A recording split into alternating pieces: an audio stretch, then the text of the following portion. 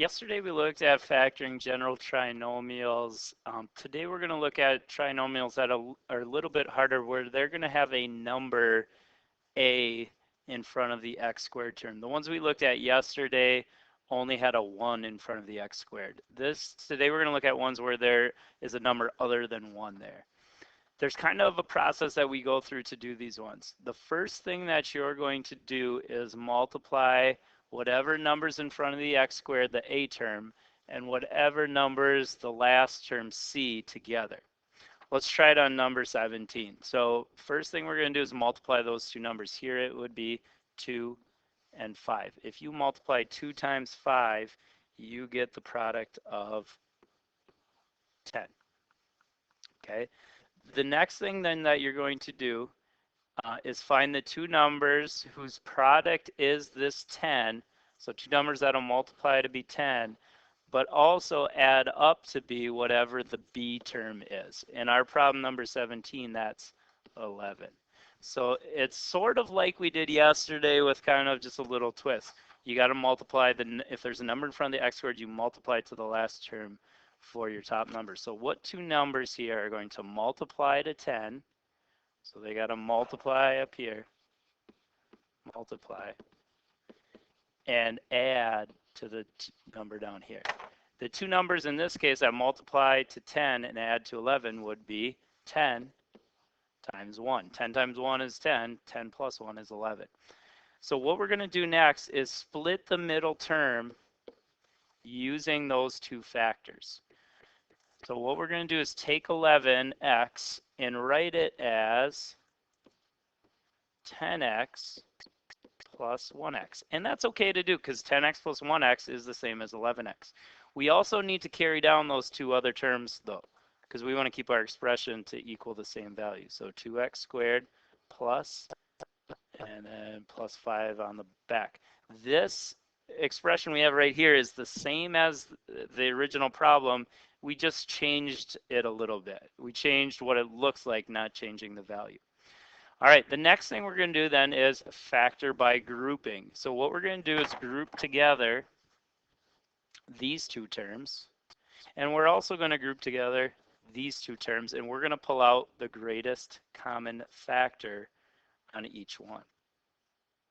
Okay, so on the first one, what would be our greatest common factor? Greatest common factor means the biggest thing that would divide into both of these. Well, if we look at the number part 2 and 10, the biggest number that goes into both 2 and 10 is 2 itself.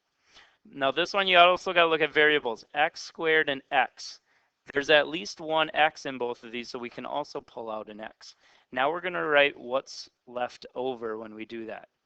Well, if we look at what multiplies 2x to get 2x squared, there would be one more x that we would need. Plus, all right, what 10x divided by 2x is what? 2x times what equals 10x? We would need a 5. 2x times 5 equals 10x. It's the opposite of distributing. Now we're also going to do that on the second one. So on this second term or second grouping, what's the greatest common factor that goes into 1x and 5? Well, the greatest common factor there is really nothing. There's not a number that or variable that goes into both these terms. If there isn't anything, you can put a 1. So the only thing that multiplies into both of these would be 1. 1's the only thing you could distribute into both of those.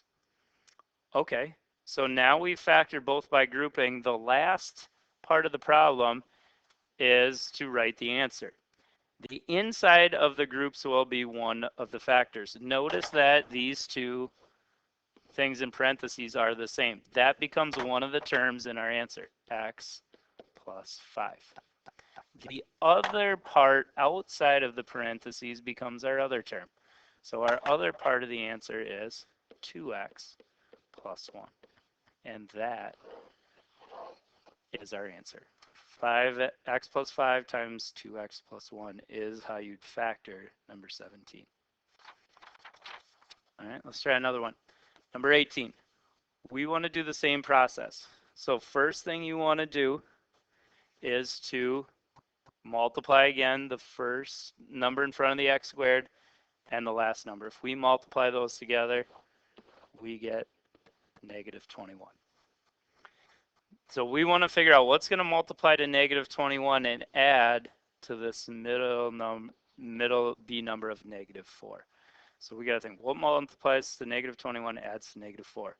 Well, if you think about it long enough, you come up with negative 7 and 3. Those two numbers multiplied to negative 21, they also add to negative 4. So what we're going to do now, just like on the last problem, is split this middle term up into negative 7x and 3x. Those two add up to be the same as negative 4. But we also, again, got to bring down these two other terms. Now we're going to do some factor by grouping. Group together what's here, group together what's here, and find out what's the greatest common factor. The greatest common factor on this first one, there's no number that goes into 3 and 7, but we can factor out an x. On the second one, there is nothing that factors into 3x and negative 7, so then again we put a 1. Now we have to write our answer. One of the answers is this common term that's in both, 3x minus 7. And then the other factor is what's outside of these parentheses right here, x plus 1. And that's our solution. That's how you would factor this trinomial. All right, for tomorrow, I want you to try number 19. This one says the area of a rectangle is given by 8x squared plus 10x minus 3. Find the dimensions of this rectangle. So what you got to figure out on this one is what two numbers are being multiplied. Use that factor by grouping that we just did on the last two problems. So here's your equation that's listed right here. Start out by multiplying together these two terms and go from there. So if you multiply those out, go from there, and then do it just like we saw with the last two problems. See if you can find the two things being multiplied to equal this area. And we'll check that one tomorrow.